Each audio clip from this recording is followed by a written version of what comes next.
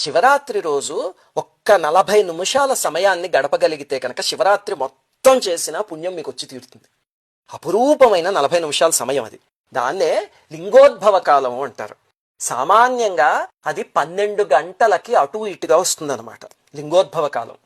ఈ సంవత్సరం లింగోద్భవ కాలం ఎప్పటి నుంచి ఎప్పటి వరకు ఉంది అనేది వీడియో కింద డిస్క్రిప్షన్లో ఇస్తాం. ఆ కాలాన్ని చూసుకోండి, జాగ్రత్తగా చూసుకోండి. అది 2 డేట్ల మధ్యలో ఉంటుంది. అంటే శివరాత్రి రోజు అర్ధరాత్రికి మొదలుపెట్టి కదా, అందుకని మన ఇంగ్లీష్ క్యాలెండర్ ప్రకారం అయితే 2 డేట్ల మధ్యలో ఉంటుంది. అందుకని ఆ డేట్లు ఏఎంలు పిఎంలు జాగ్రత్తగా చూసుకోండి. ఆ లింగోద్భవ కాలంలో పరమేశ్వరుణ్ణి అర్చించగలిగితే శివరాత్రి మొత్తం చేసిన ఫలితం వచ్చేస్తుంది మీకు.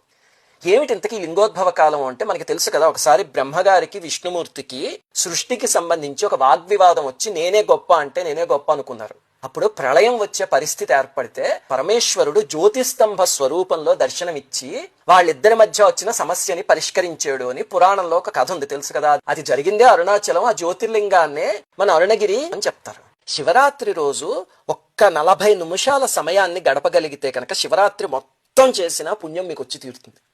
అపురూపమైన 40 నిమిషాల సమయం అది.